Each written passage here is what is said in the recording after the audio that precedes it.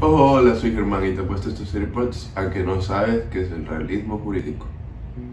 Ok, primero que todo y antes de comenzar hay que definir qué es el realismo jurídico.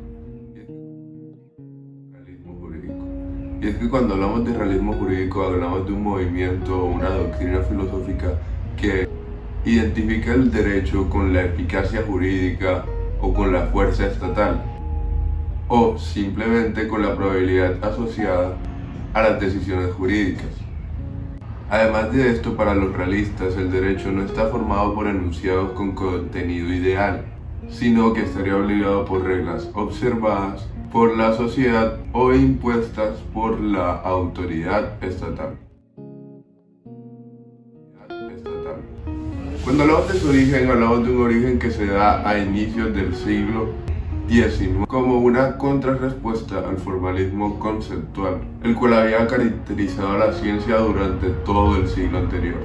Entonces, ahora que terminamos con el origen, podemos hablar de las características. Dentro de las características que encontramos cuando hablamos del realismo jurídico, podemos hablar de un rechazo hacia, como ya lo dijimos antes, el normativismo y las raíces axiológicas de esto. También tenemos que tomar mucho de la teoría platónica, que expresa que la realidad se encuentra en los hechos tangibles y no en la parte sensible. O sea, sé que hablamos de una desconfianza hacia lo sensible, pues lo que ellos consideran es que deben ser halladas verdades eternas y universales. Todo esto siempre considerando que esas verdades universales deben ser halladas en los conceptos de los cuales las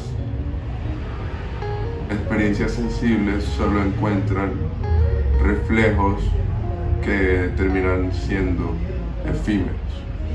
Y además, resaltando otra característica sobre su origen, podemos hablar de que surge como una reacción hacia el psicologismo y el idealismo. Para desarrollar qué es el realismo jurídico hay que hablar de tres corrientes muy importantes, que fueron la alemana, la americana o norteamericana y la escandinava. Para esto vamos a tener a tres invitados muy importantes que nos van a estar hablando sobre sus escuelas y su importancia e impacto en el realismo jurídico. No sin antes advertir que, como lo dice Lowery y Frank, no existe una cosa como la escuela del realismo jurídico, sino que todos ellos se encuentran relacionados únicamente en sus negaciones, su escepticismo y su curiosidad. Es por esto que podemos hablar de cómo tres concepciones o tradiciones muy diferentes entre sí pueden compartir esa manera de ver el criticismo y de esa manera merecer denominarse un realismo jurídico, pero no unas escuelas del realismo jurídico. Buenas tardes, buenas noches, buenos días, donde quiera que estén y a la hora que estén viendo este video. Hoy vamos a responder a la pregunta de ¿qué es el realismo jurídico? Y para ello tenemos a tres invitados aquí. Primero que todo al señor Hans Albert, al señor Jerome Frank y al señor Alf Rose.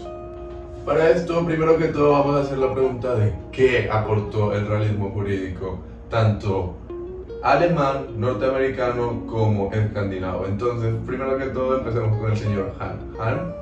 Bueno, sobre el realismo jurídico alemán, hay que decir que fueron los alemanes los principales y primeros juristas que anticiparon los principios fundamentales del realismo jurídico como lo conocemos, al exponer el derecho como una acción, como una constante lucha entre fuerzas. Ahora, Jerome. Bueno, el mérito del realismo norteamericano no se basa simplemente en haber contado con un gran número de juristas muy bien establecidos, sino que también hablamos de vigencia, pues sus ideas han ejercido una gran influencia sobre todo lo que vendría siendo el sistema jurídico norteamericano. Y por último, Rose.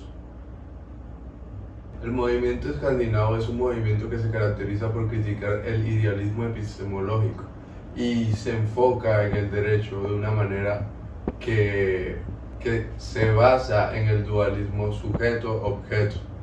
Lo que esta tesis sostiene es que el sujeto, cuando entra en contacto no con una modificación de su conciencia, sino con una realidad distinta a la suya e identificable por medio de los sentidos, con la totalidad de los fenómenos escritos en las coordenadas espaciotemporales.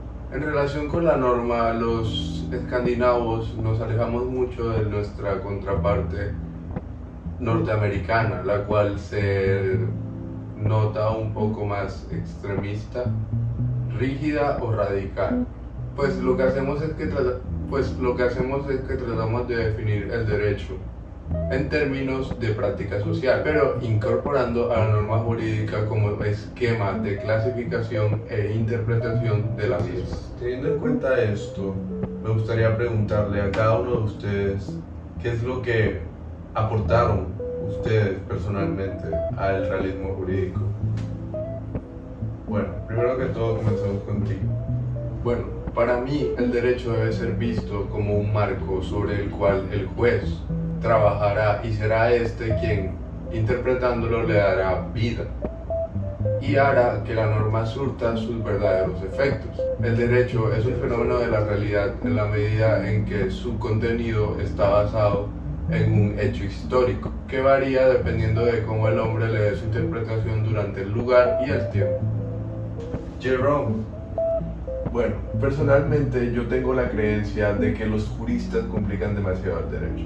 Es que para mí ni siquiera en una de las mejores sociedades, o sea, en una sociedad relativamente estática, podríamos tener la capacidad o la posibilidad de crear normas omnicomprensivas y que puedan dar respuestas para todas las cuestiones. Esto no ha sido posible nunca y lo es mucho menos en la actualidad. Pero eso es lo de menos, porque lo importante es determinar el proceso por el cual los jueces de primera instancia fijan los hechos del caso que determinarán la inaplicabilidad o aplicabilidad de la norma, que como ya sabemos este es un proceso que se lleva a cabo en un ambiente de mucha incertidumbre.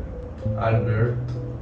Bueno, para mí el derecho debe ser siempre sometido a estudios lingüísticos, a estudios sobre el sentido, a estudios sobre correlaciones semánticas y muchos otros estudios, pero no obstante, aquello que realmente caracteriza la norma es que en última instancia está destinada a surgir efectos en la realidad social, y es precisamente el análisis de estos efectos el punto central sobre el cual se enfoca el realismo jurídico. Muy bien, ahora una pregunta que me genera personalmente mucha curiosidad, y es, ¿conocen a alguno de sus compatriotas que haya aportado algo realmente significante como para que ustedes utilicen este medio para recalcarlo? Bueno, yo quiero hablar de Carl Liebeheim, y es que la fundamentalidad de sus aportes es muy importante, porque él sintetizó mejor que cualquier otro lo que vendría a ser el credo del realismo jurídico norteamericano en los siguientes puntos. Con Liebeheim lo que tenemos es, en primer lugar, la concepción del derecho como un fluir, del derecho en movimiento y de la creación judicial del derecho. En segundo lugar, la concepción del derecho como un medio para fines sociales y no como un fin en sí mismo, de manera que cada parte del mismo ha de ser constantemente examinada por su propósito y por su efecto, y ser juzgada a la luz de ambos y de la relación entre el uno y el otro. En tercer lugar, la concepción de la sociedad como un fluir, y como un fluir típicamente más rápido que el derecho, de manera que siempre existe la probabilidad de que cualquier porción del derecho necesita ser reexaminada para determinar hasta qué punto se adecúa a la sociedad a la que pretende servir. En cuarto lugar, tenemos el divorcio temporal entre el ser y el deber ser, a efectos de estudio. El argumento es sencillamente que no se puede hacer inteligentemente ningún juicio sobre lo que debería hacerse en el futuro con respecto a cualquier parte del derecho, obviamente sin conocer objetivamente, tanto como sea posible, lo que dicha parte del derecho está haciendo en ese momento. En quinto lugar, la desconfianza hacia las reglas y conceptos jurídicos tradicionales, principalmente las que intentan describir lo que los tribunales y las personas actualmente hacen.